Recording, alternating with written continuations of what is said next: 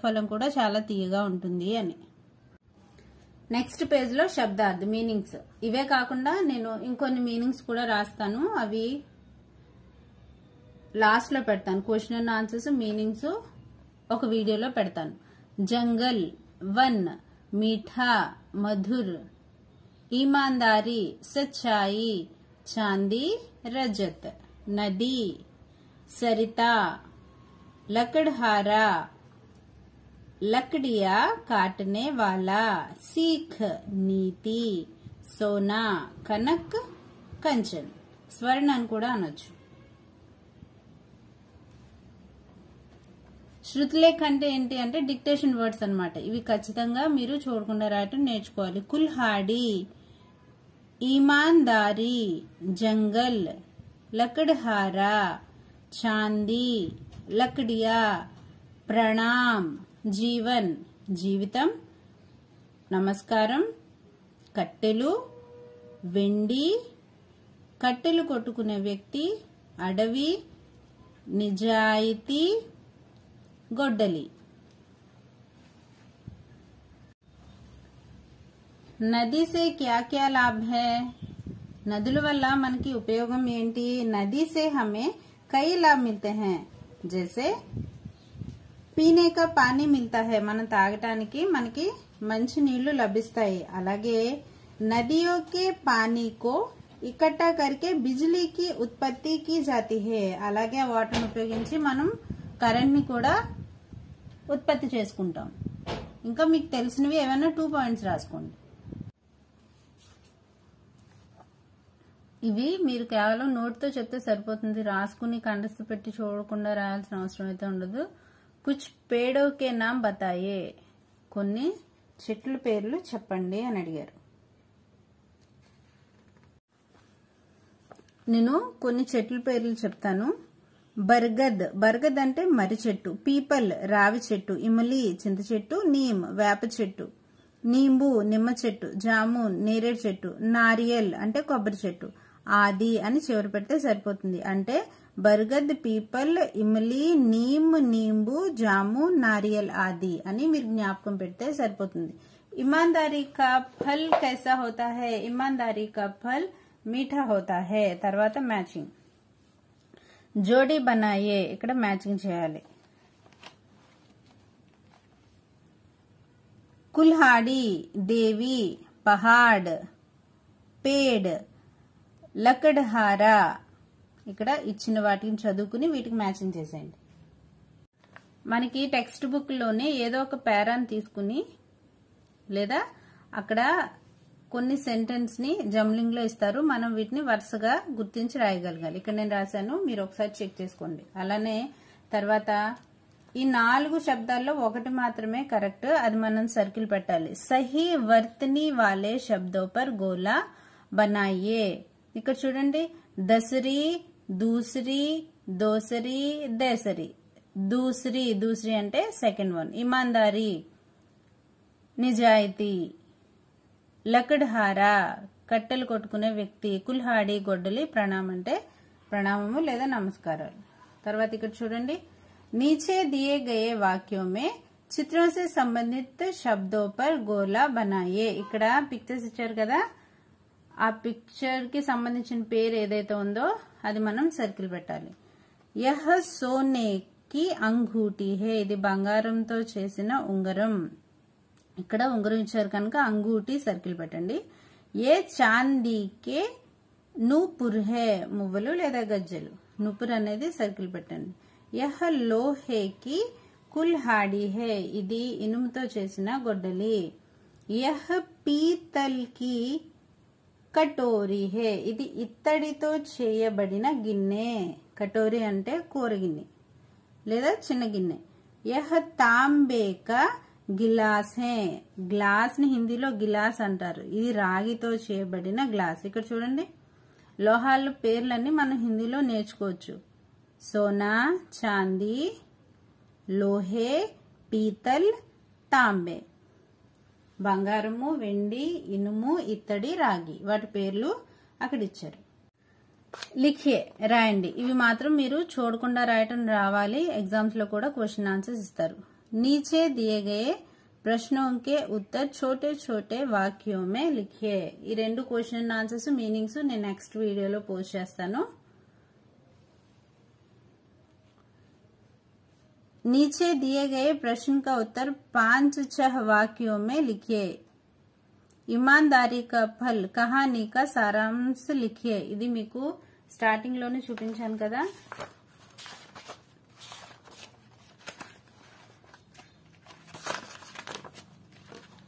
ఇక్కడ ఉంటుంది. ఇది మీరు చదవండి, బాగా చదివి నేర్చుకోండి. పాఠ का सारांश.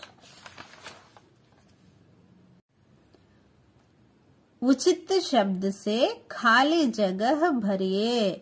ఇక్కడ రెండు శబ్దాలు ఇచ్చారు కదా, ఇందులో ఏదైతే కరెక్టో అది ఇక్కడ రాయాలి. వహ్ డాష్ మే లక్డియా కాటతా థా. జంగల్ అంటే అడవి, మైదాన్ అంటే ప్లెయిన్ కానీ లేదా గ్రౌండ్ కానీ అంటారు.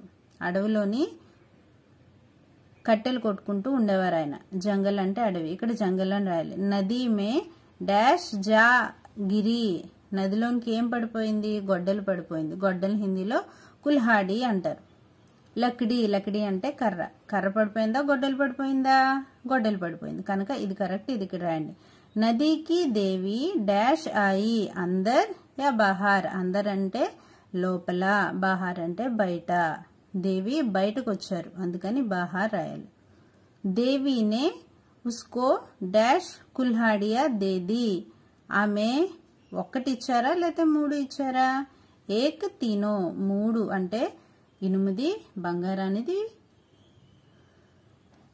వెండిది కూడా ఇచ్చేశారు, అందుకని తీనో అని రాయాలి. తీనో. తర్వాత ईमानदारी का फल डैश होता है, मीठा होता है. తర్వాత సంకేతో కే ఆధార్ పర్ శబ్ద లిఖే. ఇక్కడ ఏవైతే గుర్తులు ఇచ్చారో ఆ గుర్తులను బట్టి మనం రాయాలి. शाम, आम, काम, धाम, नाम. ఇక్కడ రాశాను, మీరు రాసుకోండి. ఇక్కడ చూడండి, జంగల్. ఇక్కడ చిన్న ట్రిక్ ఉంటుందమ్మా.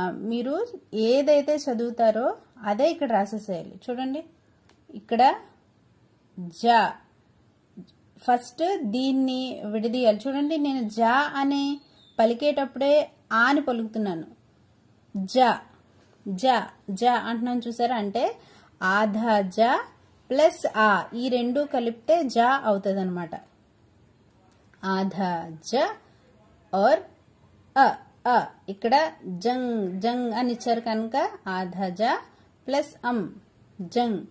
గా, గాతో పాటుగా ఆ పలుకుతున్నాను చూడండి, గ, గ, గ. అందుకని ఆధా ఘ ప్లస్ ఆ, జంగ్, గ, లా, లా, లా. చివరి ఆ పలుకని చూసారా?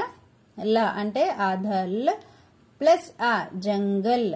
ఇది రాయటం మీకు చాలా ఈజీ. మీరు ఏదైతే చదువుతున్నారో అదే రాయాలి. ఏదైనా ఒక అక్షరం చివర మనం ఆ అనేది ఖచ్చితంగా పలుకుతాం. చూడండి, క అన్న అనుకోండి, దానికి కూడా ఆ అని పలికాను. గ అని పలికేటప్పుడు ఆ అని పలుకుతున్నాను, అంటే ఆధ గ ప్లస్ ఆ పలికితే గా అవుతుంది అనమాట. ఈ రెండింటిని కలిపితే గా అవుతుంది. అలా విడదీసి మీరు రాసేయటమే. ఇది చాలా ఈజీ. కు. ఇప్పుడు చూడండి, ఫస్ట్ క ప్లస్ ఉ, కు. ల, ఆధా సగం, అందుకని ఆధల్ల ప్లస్ హా, హా అంటున్నాం కదా, అందుకని ఆ.